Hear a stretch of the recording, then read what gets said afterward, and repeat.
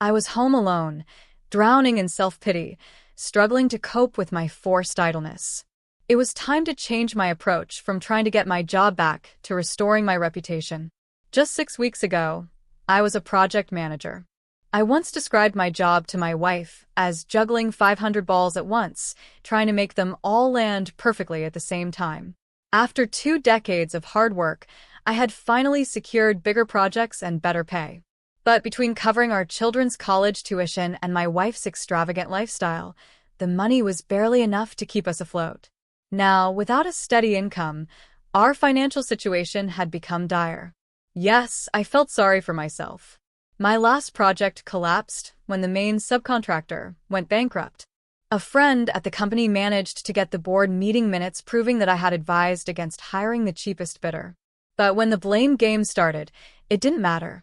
I was the easiest scapegoat. If it came down to saving themselves or me, the board wasn't going to sacrifice its own. I was alone because my wife, Sandra, had gone to her sister's house for the 5th Friday in a row. She had invited me, but I declined as usual. Why should I help plan her sister's 15th anniversary? Sure, Linda was nice, but I couldn't stand her husband, Neil. That arrogant jerk never missed a chance to brag that his small yet successful manufacturing company was worth $12 million. If he said it one more time, I might actually choke him. At 9:10 p.m., my self-imposed exile was interrupted by the doorbell. 3 bourbons in, I was slightly dazed when I opened the door. At first, I thought it was Sandra, until I noticed she looked about 10 years younger. It was Linda, Sandra's younger sister, slightly shorter, a bit prettier, and noticeably more endowed. I smiled and invited her in, offering her coffee or tea. We exchanged pleasantries before I got straight to the point. "What's going on, Linda? I thought Sandra went to your place to plan your anniversary." A flicker of embarrassment crossed her face. "Our anniversary was 4 weeks ago, Dave." A wave of confusion hit me. The bourbon wasn't helping my mental sharpness, so I stayed silent. Linda clearly had something on her mind. She hesitated before speaking. "Listen, I know you probably don't want to talk about this, and I understand it might be awkward, but I just wanted to personally thank you for the gift you and Sandra gave us. It was the most generous and thoughtful thing anyone has ever done for us. Neil and I are really grateful." I frowned. "Linda, what are you talking about?" She let out a small laugh. "Oh, if you want to play dumb, I can play along. I'm not sure exactly what Sandra told you, but, well, you know I've always struggled with intimacy. Neil says our marriage lost its romance long ago, and he's probably right. We never go out together anymore, and since we couldn't conceive, it only made things worse." I listened, feeling a knot form in my stomach. "That's why your gift with Sandra meant so much to us," she continued. "I just wanted to thank you personally. I really envy you, Dave. You must have a strong marriage if you trust Sandra so much." Before I could respond, she leaned in and kissed me softly on the lips. A cold chill ran down my spine. "Linda, what the hell is going on? Where is Sandra?" She pulled back, slightly confused. "What?" "She's on a date with Neil, silly." Shock and fury tightened around my chest. My expression must have been enough to break through her cheerful demeanor because her smile faltered. "Dave, you knew about this, right?" I clenched my jaw. "I'll ask again. What the hell is happening?" Linda's eyes widened. "Sandra said it was your idea, that you were part of the anniversary gift. 10 dates with Neil over 10 weeks. He gets romance, I get a break from his advances, and you, well, Sandra said it would spark your competitive side. That knowing she was with another man would reignite the passion between you two. She said it's been working, that you've been amazing in bed these past 4 weeks. My stomach dropped. "Linda, Sandra, and I haven't been intimate in over 6 weeks." The color drained from her face. "Are you telling me," I continued, my voice barely above a whisper, "that Sandra is sleeping with Neil?" Linda hesitated, then slowly nodded. "Of course, Dave. That was the agreement. They slept together after their first date. Sandra told me you were okay with it. Please tell me you knew." A picture paints 1,000 words. This one made me see red. Without thinking, I turned and drove my fist into the drywall, leaving a gaping hole. Pain shot up my arm, but it was nothing compared to the rage consuming me. Linda gasped, but she quickly recovered, her expression hardening. Damn it, Dave. I can't believe Sandra played both of us like this. You really had no idea? I shook my head, trying to steady my breathing. We have to stop this, Linda said urgently. I was already ahead of her. My fingers dialed Sandra's number before I even registered the movement. She answered on the 6th ring, breathless. You cheating scum, I snarled. Get home now. We need to sort this out. Linda told me everything. Silence. Then Sandra sighed. I can't, Dave. I'm a little busy right now.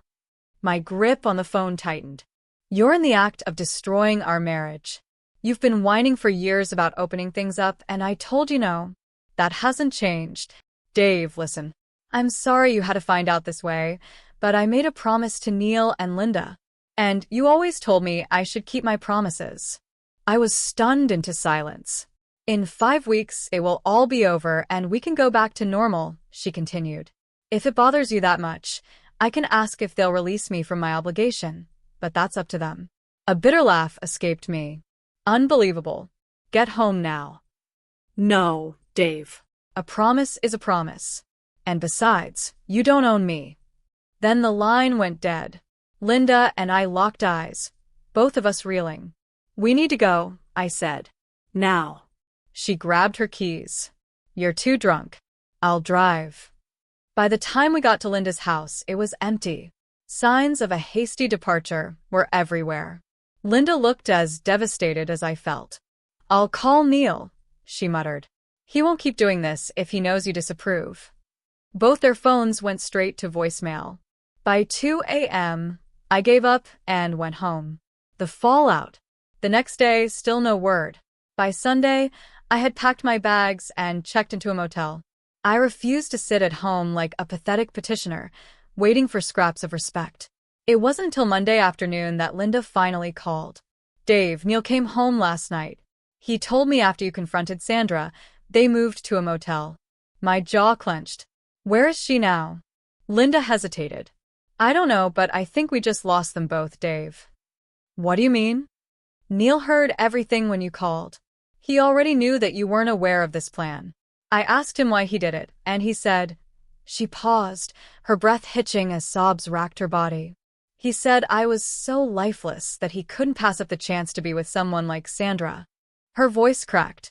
Oh, Dave, it was so hurtful. I made him promise to stop seeing Sandra. I even recorded the conversation on my phone in case you don't believe me. Of course, I believe you, Linda. Keep the recording anyway. It might come in handy. I also went to see Sandra today, she added. She was vile. What did she say? She said that if I were the right kind of woman, I could keep my husband in check. She's always mocked me. I asked her if she had talked to you, and she said she would wait until you stopped freaking out and crawled back home. A heavy silence stretched between us. Dave, she's planning to deceive you. I know, I said, my voice flat. Don't do anything, Linda. Tomorrow, I'm going to a lawyer. Maybe then, things will become clearer. A plan in motion. Visiting the lawyer wasn't uplifting. Sandra would get half of everything we had. The only useful piece of advice he gave me came at the very end. At first, I didn't understand what he was getting at. He explained that the only time he saw a guy come out ahead in a situation like mine was when he had some compromising evidence to use as leverage.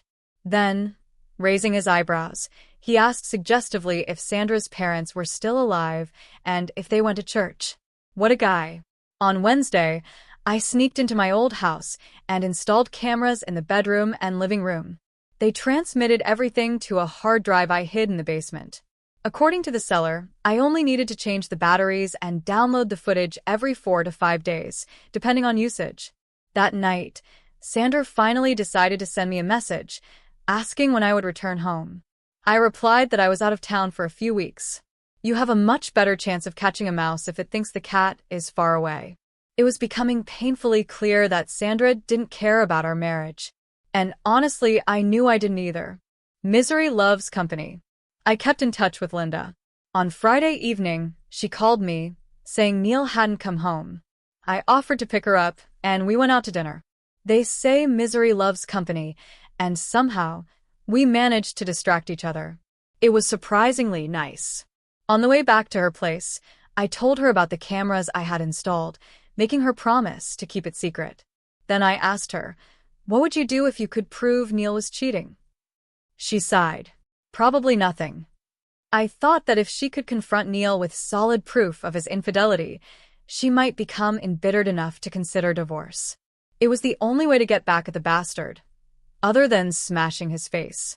As we drove past my house, sure enough, Neil's car was in the driveway. Linda cried the whole way home and ran straight inside. I followed, putting her to bed and holding her in my arms until she cried herself to sleep. By Monday, I was eager to retrieve the footage. On Saturday evening, Linda surprised me by calling. She wanted to meet again to make Neil jealous.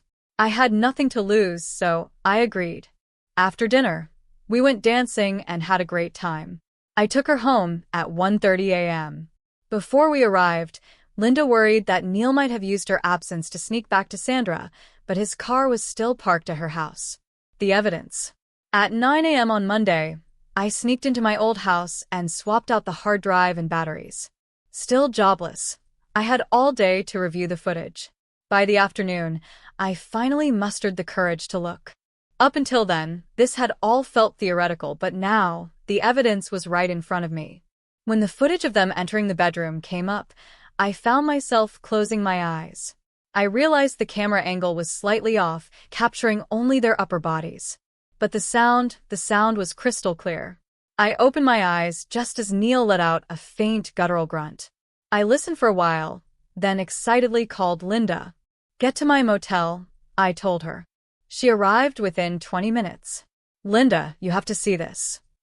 She grabbed a bottle of wine from the minibar as I turned on my laptop.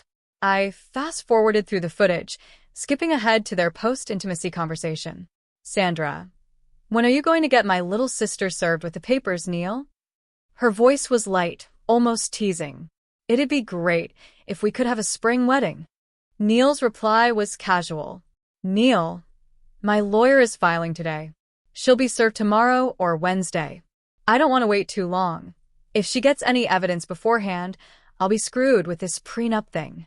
Sandra laughed. "Sandra, don't you feel sorry for that naive fool?" "Neil, no. Just regret staying with the frigid fool for so long. You know what it's like trying to stay aroused when the other person just lies there looking like they hate every moment of it." Sandra gave a strange smile but said nothing. "Neil, what about you, Sandy? Do you feel anything for Dave?" She sighed. "Sandra, I wish you hadn't asked that. Yes, I feel bad. He was a great husband and father. And he's good in bed. But it's time for a change. He's not succeeding where you have, honey." Linda was devastated. She cried for a long time. I knew exactly how she felt. I had been there 10 days ago. Finally, she calmed down. "A dangerous game. Linda, what's this prenup Neil mentioned?" "Oh, my dad made us sign one before we got married." "What's in it?" "It was my dad's attempt to protect my inheritance. If Neil cheats, I get everything. I think there's a copy at home." I leaned forward. "Linda, do you realize what this means? Either tomorrow or the next day, you'll be served with divorce papers citing irreconcilable differences. He'll ask for half of the house, half of the bank accounts, and half of the company." "How much money do you have in the bank?" She hesitated. "Last time I checked, almost $2 million. I whistled. "Wow." Then I met her gaze. "How badly do you want to ruin his life, Linda?" Her eyes darkened. "As much as I can, Dave." "Well, it seems to me that if you file for divorce first, citing marital infidelity and using my video as evidence, he'll walk away with just a shirt. And you'll be a very wealthy divorcee with a massive bank account, a beautiful home, and a $12 million company." I leaned back. "Do you want to do this, Linda?" A slow, wicked smile spread across her face. "Isn't it obvious?" she purred. "Marry me, darling. Marry me." Knowing me for so long, she got the joke and laughed. We hugged before getting serious again. Linda hesitated. "Are you sure the video is good enough? Have you watched it all?" I admitted. I closed my eyes during the indecent parts. She insisted we watch it together. As the footage played, it was like a revelation. Neil and Sandra undressed with no attempt at foreplay. Neil was embarrassingly quick. Sandra made all the right noises, but her face remained neutral. Then, after about a minute and a half, she glanced at her watch behind his back. I nearly choked. I paused the video. Linda, is this typical behavior for Neil? Linda smirked. Yep. I laughed. Well, Linda, I think I just solved another one of your problems. She clung to me tightly, her breath warm against my neck as she whispered, That would be fantastic, Dave. Can I go to a doctor and have some tests done or something? I stood up and hugged her, my lips brushing against her ear. Let Dr. Dave see what he can find. Linda's moans began just seconds after my lips traced a path down her neck. 45 minutes later, they turned into screams of pure pleasure. By the time we collapsed, spent and tangled in each other, she was no longer hesitant, no longer uncertain. She had discovered something new, something exhilarating, and she held me close, unwilling to let go. I slipped out while she slept, preparing some snacks.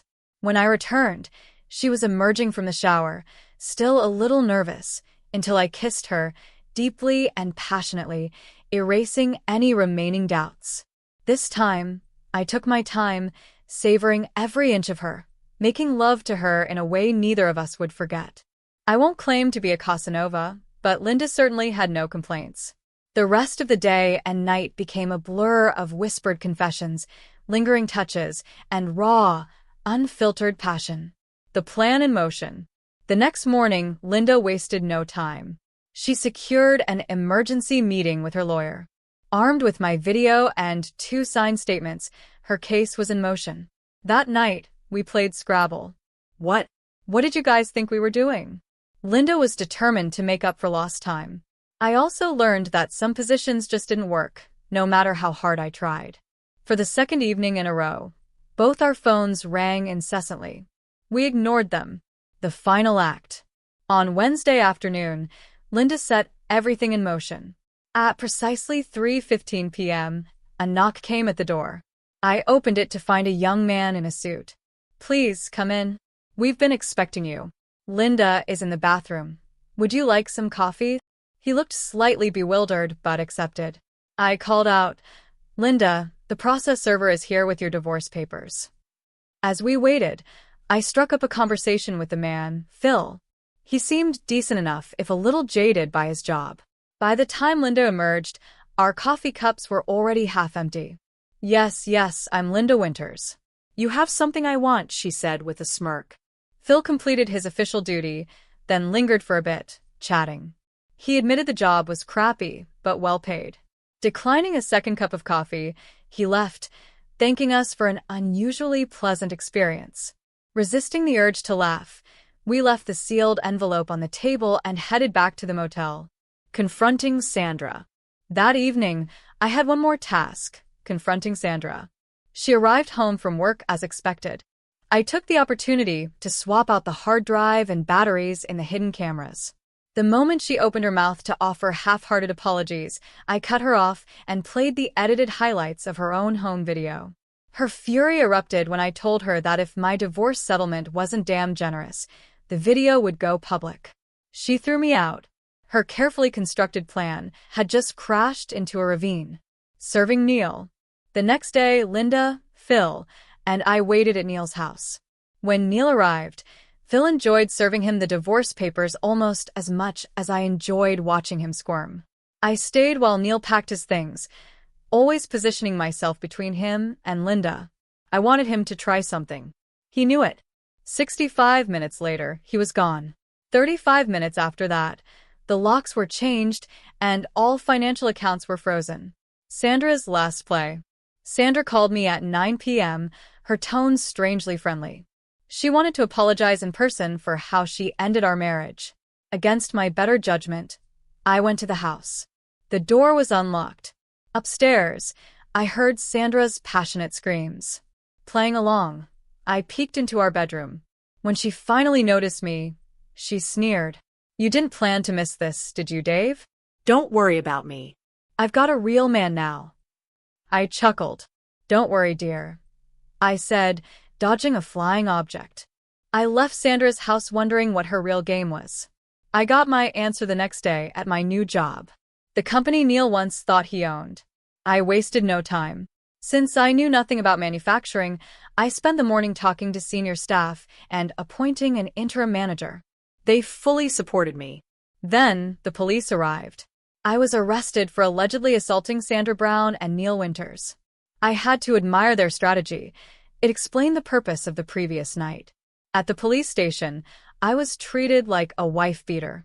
Posting bail drained nearly all my remaining savings, but I was surprised Sandra hadn't already cleaned me out. The next day, a restraining order arrived, barring me from Sandra, Neil, and my former home for 6 months. I moved in with Linda while our lawyers got to work. We ignored our exes, though we heard Sandra and Neil were no longer together. Sandra might settle for a rich man with a small tool, but not a poor one. Linda's divorce trial. 3 months later, Linda's divorce trial began. Neil didn't contest the divorce, but fought the infidelity charge. He claimed that since their affair was consensual, with Linda's approval, it wasn't adultery. He and Sandra testified to this. Linda, however, stood strong. She revealed the truth, that Neil's selfishness and inadequacy had left her unfulfilled for years. The press feasted on the drama. Linda's secretly recorded plea, begging Neil to end the affair, tipped the scales. His credibility shattered, Neil left town in disgrace. My trial. 3 months later, I faced my own trial. Sandra delivered a tearful performance, claiming she never deserved to be beaten. I couldn't help but applaud. The judge scolded me. Neil's testimony was even worse, claiming my rage over not measuring up had driven me to violence. This time, I refrained from clapping. Then my lawyer presented the hidden camera footage. The prosecution objected, but my lawyer explained that, due to the restraining order, I had only retrieved it the day before. In reality, Linda had taken it 2 days after my arrest. My lawyer didn't need to know that. The courtroom watched in stunned silence as the footage showed Sandra and Neil plotting. They had removed the bedroom camera but missed the one in the kitchen. On screen, Neil wrapped a towel around his hand and struck Sandra, sending her sprawling. True to form, Sandra fought back, wielding a frying pan with vengeance. The courtroom erupted. Over the noise, I barely heard the judge dismiss my case and order their immediate arrest. There are 2 crimes judges hate: contempt of court and perjury. Sandra and Neil had just committed both. I could have provided the video earlier, charging them with conspiracy to pervert the course of justice. But I didn't. Both Linda and I agreed. Our ex's pitiful and contemptible behavior deserved our best response. Aftermath. By the time I cleared my name with the waiting media, the police chief wanted a word. He apologized for my wrongful arrest. I immediately forgave him, and we spoke for a few minutes. As we finished, Sandra was released. She headed toward Linda with clear malicious intent. I stepped between my ex-lover and my current love. Sandra, you wouldn't hit a pregnant woman, would you? I asked, my voice calm but firm. Sandra froze. Her face cycled through shock, anger, and devastation before she turned away. Abruptly, she left, before we could see her tears. 2 months later, I read in the newspaper that the happy couple received a minimal sentence for perjury, 12 months in jail. A light punishment, considering the havoc they had tried to wreak on my life. Well, time to start the divorce process and sell the house. Closure. Sandra was right about one thing. Her affair with Neil had awakened something primal in me. Unfortunately for them, it wasn't the instinct to win back my spouse through desperate affection. It was the urge to dismantle everything they had built on their lies. 2 nights later, sweaty and satisfied, Linda and I continued our ongoing discussion between tangled sheets. She insisted she needed to make up for 15 years of lost pleasure. By my calculation, she was only 8 years overdue. She insisted it was no less than 12. Lying there, stroking her rounded belly, we talked. Isn't it silly, dear? She mused.